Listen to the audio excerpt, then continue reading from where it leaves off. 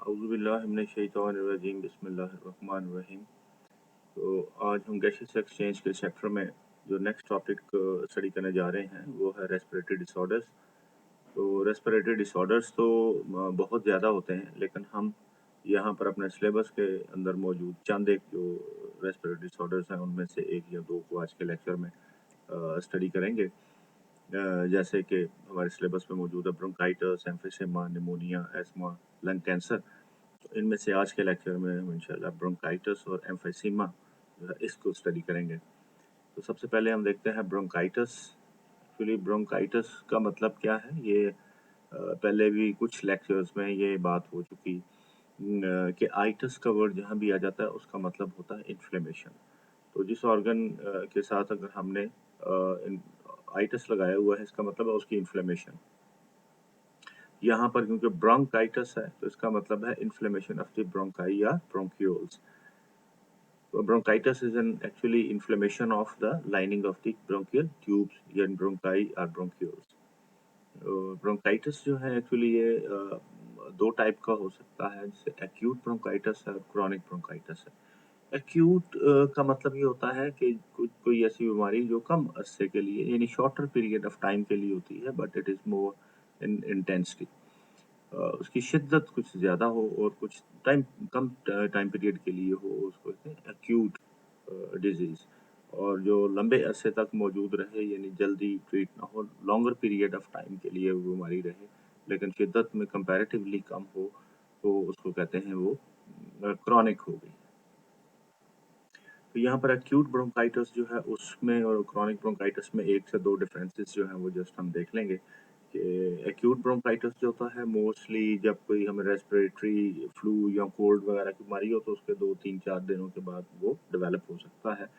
तो ये तकरीबन 2 हफ्ते तक मौजूद रह सकता है। यानी एक्यूट ब्रोंकाइटिस जो है वो 2 हफ्ते में ऑलमोस्ट ठीक हो जाता है और फिर 2 हफ्ते में ठीक होने के बाद भी जो पेशेंट है उसके जो ब्रोंकाई या ब्रोंकियोल्स हैं उनको कोई परमानेंट डैमेज नहीं होता, यानी वो वापस अपनी नॉर्मल पोजीशन में आ जाते हैं। So acute bronchitis uh, often develops 3 to 4 days after a cold or flu, and it usually lasts about 2 weeks and patient recovers with no permanent damage to bronchi or bronchioles। यानी उसको respiratory system को कोई permanent नुकसान नहीं होता। फिर आता है क्रॉनिक ब्रोंकाइटिस। क्रॉनिक ब्रोंकाइटिस जैसे मैंने बोला था कि ये लॉन्गर पीरियड ऑफ टाइम के लिए जो बीमारी होती है उसको क्रॉनिक कहते हैं। So chronic bronchitis it usually last for 3 months to 2 years, यानी 3 माह से 2 साल तक तकरीबन ये रह सकता है।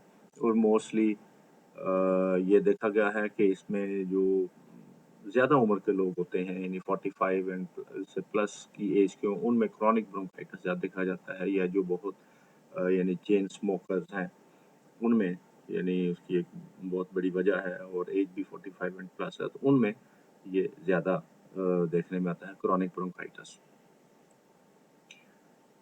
अब वो सिम्पटम्स क्या हैं आमतौर पर ब्रोंकाइटिस की? नंबर 1 तो हम देखोगे कि जितने भी रेस्पिरेटरी डिसऑर्डर्स पढ़ेंगे उसमें 1-2 सिम्पटम्स ऐसी हैं कि जो ऑलमोस्ट हर एक में जो डिसऑर्डर होगा उसमें मौजूद होगी। जैसे कि अगर ये रेस्पिरेटरी सिस्टम की डिजीज़ है तो उसमें कफ होगी डेफिनिटली।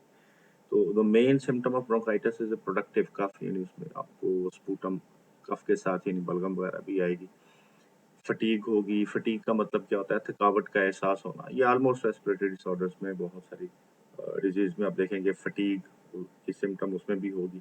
क्योंकि रेस्पिरेटरी डिसऑर्डर्स में क्या होता है कि ब्लड के अंदर ऑक्सीजन की कमी होती है जिसकी वजह से बॉडी में एनर्जी की कमी होने की वजह से फटीग का एहसास होता है। माइल्ड व्हीजिंग साउंड्स व्हेन ब्रीदिंग, यानी जब सांस ले रहे होते हैं, ब्रीद इन या ब्रीद आउट करते हैं तो उस वक्त वो जैसे सीटियों की आवाज़ें आती हैं ना, जैसे सांस लें और उसके साथ कोई जैसे सीटियाँ बज रही हैं, इस तरह की आवाज़ें आती हैं, वो हल्की सी। माइल्ड का मतलब क्या होता है?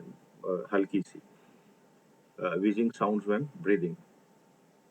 शॉर्टनेस ऑफ ब्रेथ हो सकती है, मतलब क्या है कि सांस जो है वो छोटे-छोटे आना शुरू होते हैं, तेज़-तेज़ आना शुरू हो जाते हैं। तो इस तरह की कंडीशन को शॉर्टनेस ऑफ ब्रेथ कहते हैं।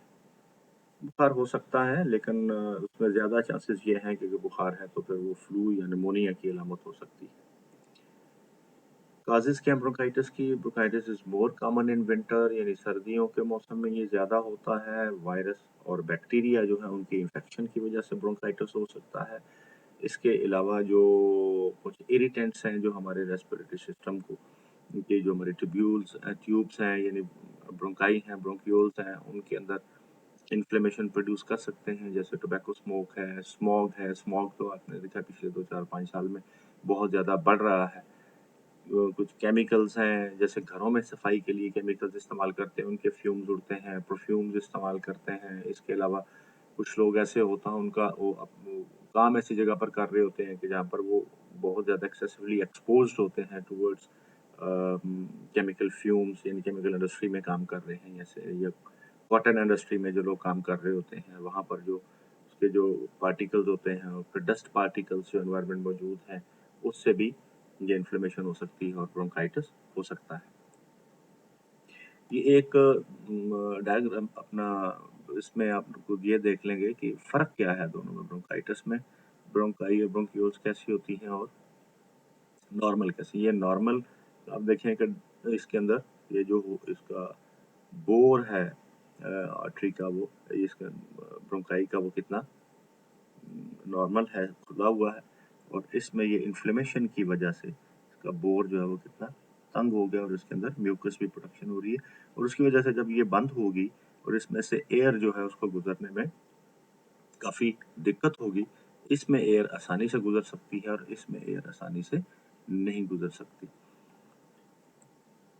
दूसरी आज की जो डिसऑर्डर पढ़ेंगे वो है एम्फीसिमा। एम्फीसिमा बेसिकली क्या है कि इसमें ये जो एल्वियोलाई हैं, एल्वियोलाई के जो ये जो इंटरनल वॉल्स हैं, अब देखिए ये एक एल्वियोलाई, ये दूसरी एल्वियोलाई, ये तीसरी एल्वियोलाई, ये अलग-अलग हैं।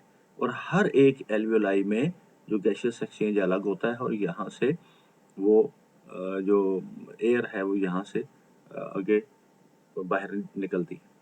अब यहाँ पर इनकी ये जो सेंट्रल वॉल्स हैं, ये जो सेंट्रल वॉल्स हैं इसकी, ये ब्रेक होना शुरू हो जाती हैं। इनकी डिस्ट्रक्शन शुरू हो जाता है। अब ये देखें कि जब ये वॉल्स ब्रेक हो जाएंगी तो ये इंस्टेड के ये छोटी-छोटी एल्वियोलाई रहे, ये एक बहुत बड़ा सैक बन जाएगा। यानी इंटरनल वॉल्स ब्रेक हो जाएंगी तो ये एक बहुत बड़ा बड़ा सैक बन जाएगा इस तरह से। तो ये बड़ा सैक बनने की वजह से इसमें प्रॉब्लम क्या होती है कि नंबर एक तो ये जब हम एक्सहेल करते हैं तो इसमें से मुकम्मल एयर जो है वो बाहर नहीं निकलती और एयर जो है इसके अंदर ट्रैप हो जाती है, क्योंकि ये स्पेस बढ़ जाती है और इसका जो सरफेस एरिया है वो कम हो जाता है और उसकी वजह से यहाँ से वो कंप्लीटली एयर जो है एक्सहेल नहीं होती और इसके अंदर एयर ट्रैप हो जाती है। ये आप नेक्स्ट यहाँ पे डायग्राम में आप ये देखें कि ये नज़र आ रहा है कि इसकी वॉल्स अंदर से जब ये ब्रेक होगी तो ये इंस्टेड कि ये अलग-अलग ये ऐसे ये एल्वियोलाई रहते, ये एक बड़ा सैक बन गया ऐसे करके और इसमें से फिर ये एयर जो है इसको बाहर कंप्लीट नहीं निकलती और इसके अंदर एयर बाकी मौजूद रहती है। अब emphysema it results in larger sacs but with less surface area. ये मैंने बता दिया जैसे कि ये सरफेस एरिया कम हो जाता है और एक बड़ा सैक बन जाता है इसका। लंग्स टिश्यूज ब्रेक डाउन, यानी इसके जो टिश्यूज हैं वो अंदर से वो सारे ब्रेक डाउन हो चुके होते हैं। और इसमें एक चीज़ बड़ी इंपॉर्टेंट है, तो देखिएगा कि जब 50 to 70% तकरीबन ये लंग्स के टिश्यूज जब ब्रेक हो चुके होते हैं तब जाके कहीं पता चलता है कि ये इसको एम्फीसिमा हो गया। यानी ये ब्रेक होते रहते हैं और जब पता चलता है कि ये एम्फीसिमा हो गया तब तक ये 50 to 70% इसके टिश्यूज ब्रेक हो चुके होते हैं। And the lungs do not come back to their original position after exhalation, so air cannot be pushed out and is trapped in the lungs. मैंने पहले बताया अभी कि क्या होगा इसके अंदर कि ये इसमें एयर जो है वो ट्रैप हो जाएगी, ये मुकम्मल तौर पे वो पुश नहीं होगी और उसकी वजह से ये बाहर नहीं जाएगी। सिम्टम्स क्या है एम्फीसिमा की? जी शॉर्टनेस ऑफ ब्रेथ होता है, ये पहले हम पढ़ चुके हैं कि सांस जो है वो तेज से जाना शुरू होती है और फटीग होती है, पहले भी जिक्र हुआ कि इसमें भी थकावट का एहसास होगा क्योंकि ऑक्सीजन की कमी होगी।